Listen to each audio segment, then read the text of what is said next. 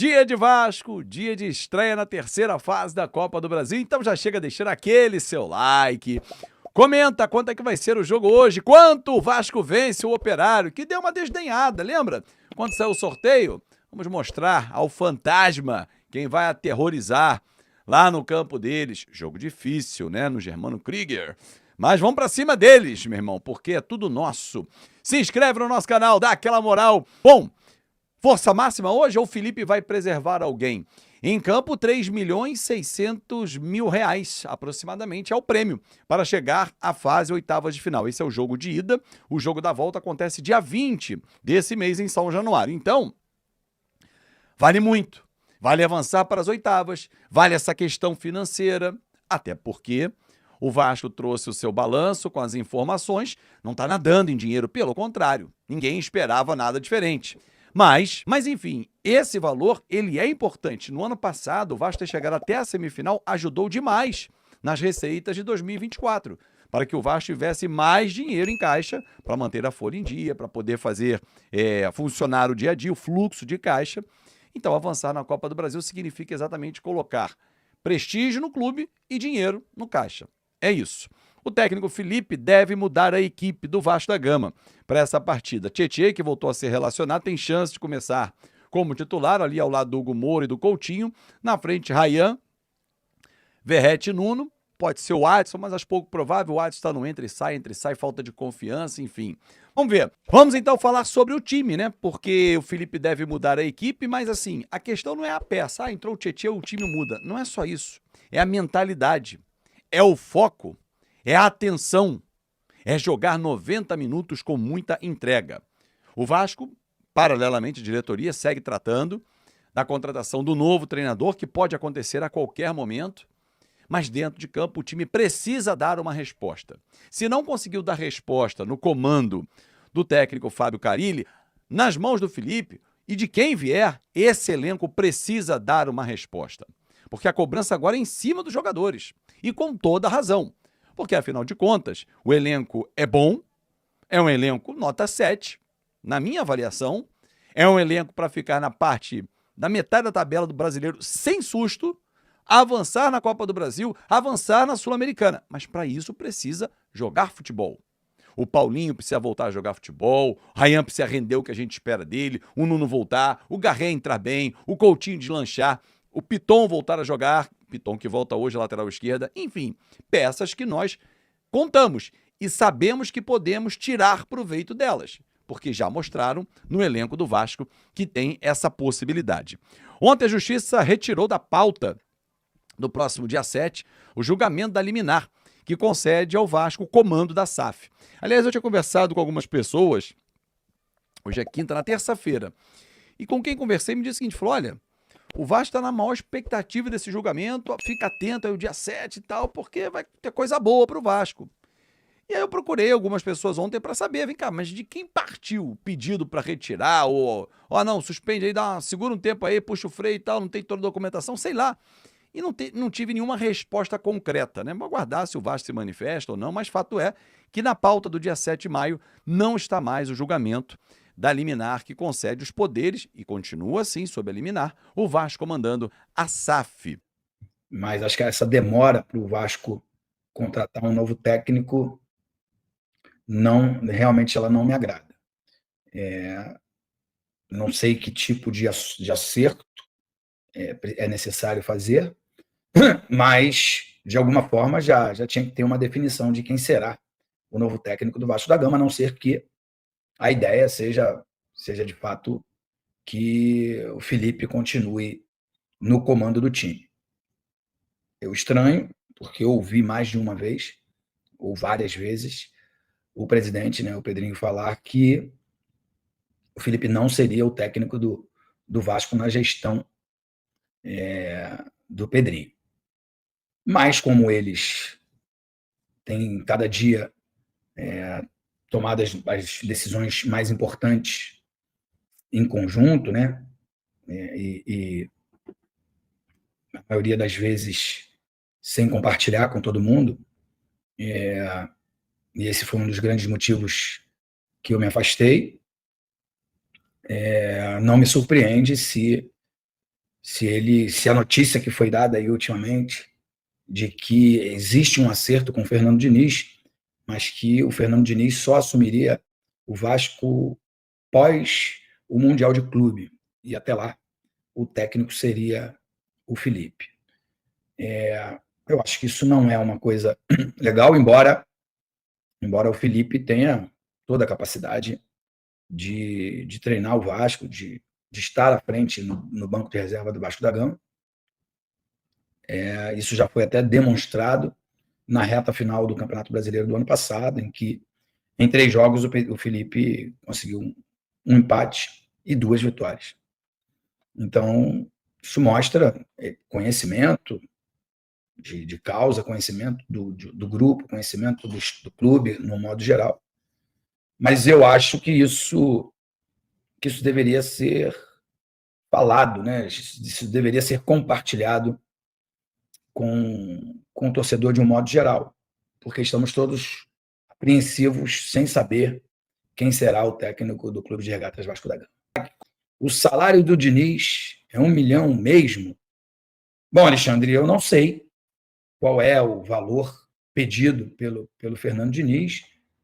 Talvez por isso o Pedrinho esteja deixando esse acerto mais para frente, para quando o Payet sair e sobrar nos cofres do Vasco o salário que é pago para o Payet, e aí isso seria pago ao treinador, talvez seja essa a ideia, né? Ou isso seja uma alternativa.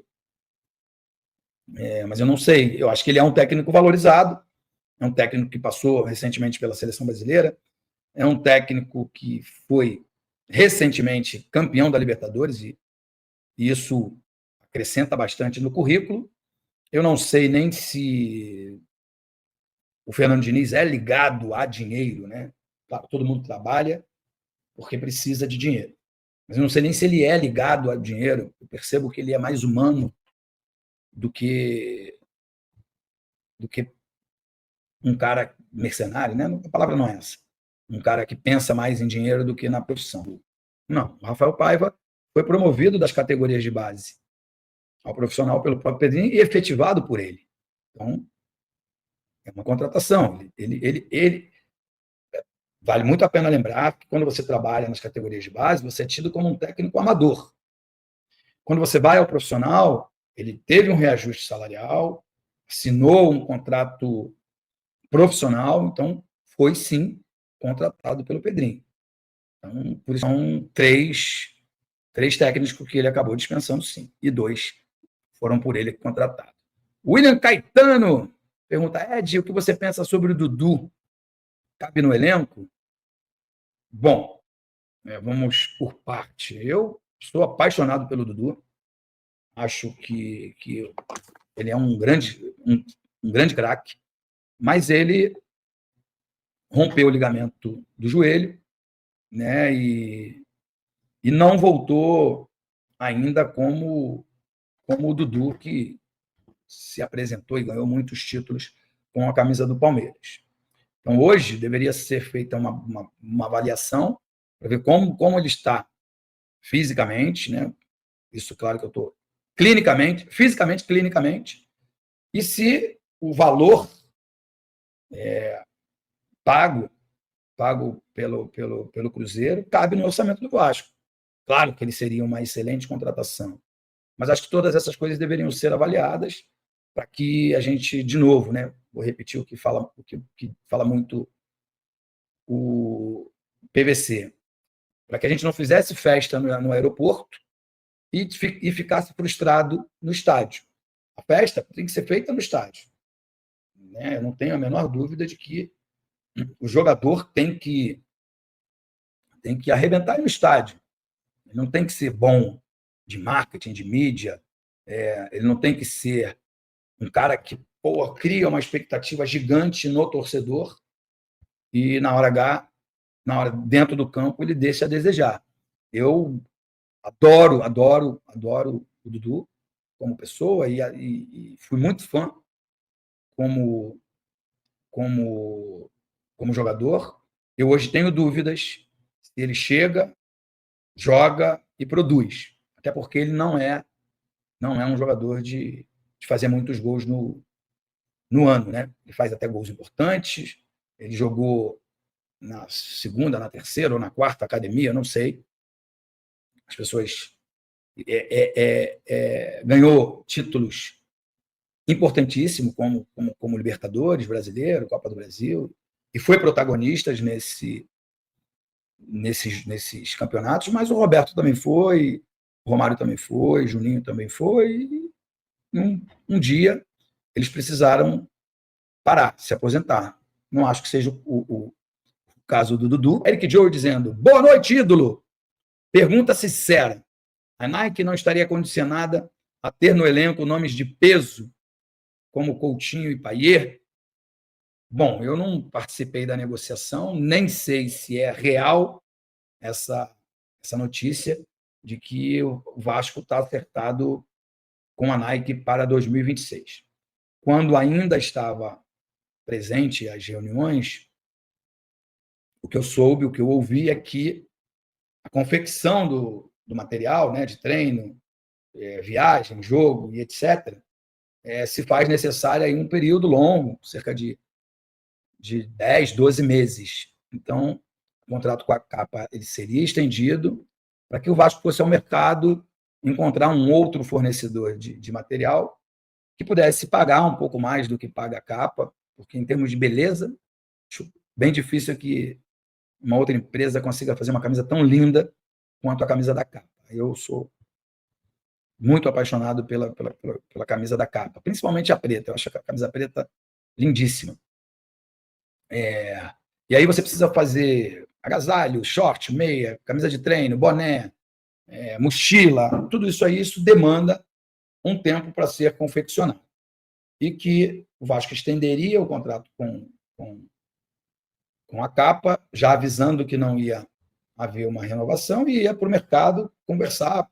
Sei que conversou com a Puma, eu sei que conversou com a Diadora, com a Mizuno, até onde eu participei. Eu não participei da negociação com a Nike. Está todo mundo dizendo que o Vasco está acertado com a Nike para 2026, coincidentemente ano de eleição, né? Então, geralmente é o ano que os presidentes mostram todas as suas cartas, botam todas as cartas na mesa, para que o torcedor fique, não, agora vai. Geralmente é assim. O ano que vem vai estar a RJ funcionando, o estádio construindo, apresentando a Nike, provavelmente uma gama de jogadores de nome, né? Aqueles jogadores que a gente quer para poder a Chapa conseguir a sua. É isso aí, torcedor vascaíno. Às 4 da tarde, o Vasco enfrenta a equipe do Operário em Ponta Grossa pela Copa do Brasil. A partida hoje será mais cedo, né? Geralmente Copa do Brasil são os jogos à noite, mas o Vasco joga às 4 da tarde essa primeira partida, né? Partida de ida da Copa do Brasil. Esperamos que o Vasco faça um bom jogo, consiga aí um bom resultado, principalmente para poder decidir tranquilamente em São Januário e encaminhar a sua classificação. Vale bons milhões aí para o cofre do Vasco da Gama, dinheiro que ajudaria bastante, né? Copa do Brasil muito bom quando você vai avançando de fase e recebendo as premiações. Então é isso aí, esperamos que o Vasco faça um bom jogo e possa se dar bem com praticamente encaminhar aí a classificação na Copa do Brasil. Lembrando que é uma competição muito difícil, né? Vimos aí os clubes na terça-feira, né, passando dificuldades para vencer seus jogos, né? Aí ontem o Botafogo acabou que deu aí uma tranquilidade, né? Venceu por 4-0 dentro de casa. O Vasco joga fora de casa e precisa fazer valer a sua força e tentar aí passar por cima do Operário e garantir um bom resultado nesse primeiro jogo para praticamente deixar o clube tranquilo para se classificar para as oitavas de finais. Se inscreve no canal, ativa o sininho de notificações e deixa aquele like aí no vídeo.